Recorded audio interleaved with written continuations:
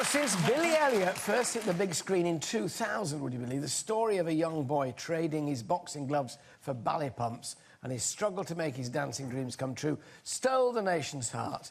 The musical premiered in the West End in 2005, and in the last 9 years it's won over 80 theatre awards globally and has now been seen by an incredible 9.5 million people worldwide. It's easy to see why it's been such a success. It doesn't matter if you're large or small, trapezoid, short or tall. Even if you can dance at all, all you really have to do is shine. Solidarity, solidarity, solidarity forever. We're proud to be working class. Solidarity forever. Solidarity, solidarity, solidarity forever. We're proud to be working class. Solidarity forever. Please welcome Ruthie Henshall.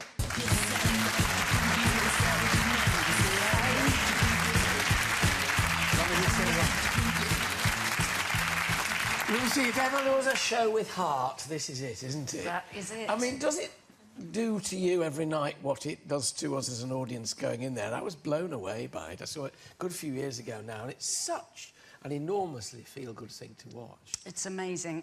I still watch anything that I'm not in.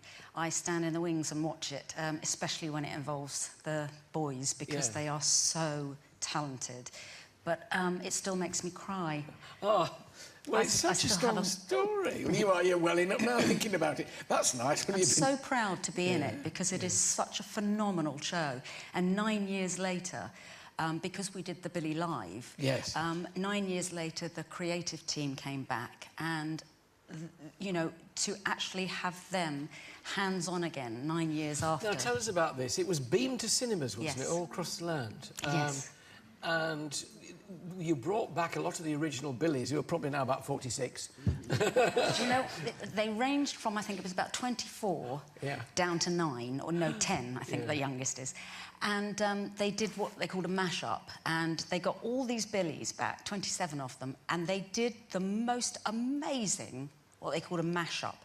I mean, what these boys are doing now as well, it changed their lives, you know, going into the show anyway, but what they've gone on to do is incredible. Well, we had members of the Royal Ballet on a couple of weeks ago, and they were saying now at the Royal Ballet School, it's absolutely even now, 50% boys, 50% girls. It's brought it up that high. I heard and that's down in huge terms to Billy Elliot, isn't it? Yes, but one of the boys was saying, not the young boy, one of the lads who's a bit older, I asked him if he thought that, you know, it was still a little bit of a you know, boys don't do ballet attitude still around. He said, I think it depends where you live. Yeah. He said, I come from Essex and I never told anybody that I was going to ballet. So it depends where you are. How many boys have you got? We've got Billy? 4 at the moment. We've got 1 in training, and we've got another one who's going to start training. So they've got a constant, you know, because they have to have 4. Because if you think about it, they can only do 2 or 3 shows a week. It is, I mean, astounding what they have to do. And how long is the life of a Billy in Billy Elliot? How long can he carry on for doing the role? Until his voice breaks or he gets too tall. Yeah.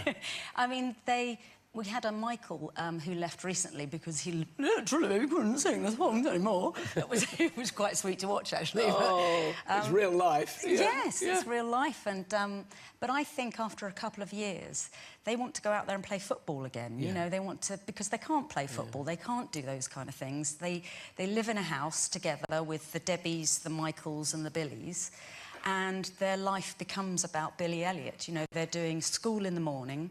They're doing either rehearsals or class in the afternoon, or they're doing rehearsals, class, or the show in the evening. Gosh, apart from anything else, it must be exhausting. I think so. I mean, I think that they earn their money. I don't know what they earn, but I think they earn it. You are hugely experienced in terms of musical theatre, everything from Marguerite to Billy Elliot to goodness knows what you've done, Broadway and this country. The difference between Broadway and the West End in terms of performance, audience, is there one? Yes, big difference. In what way? The audiences are different. And I think it's a cultural thing.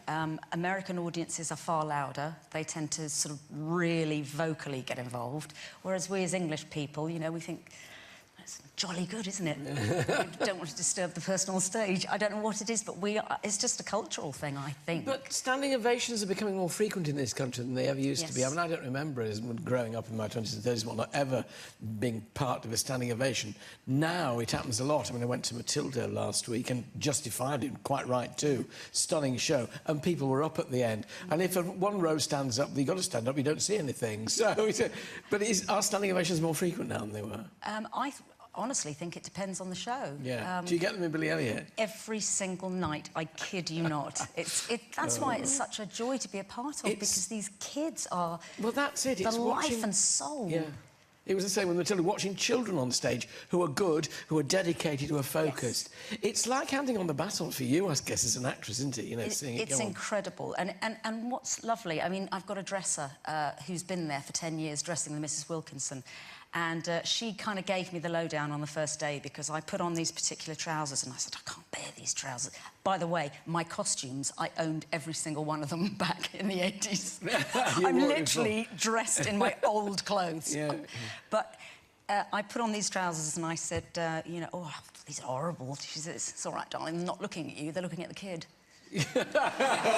And she was quite... But and I looked at her and she went, no, really, they're looking at the kid.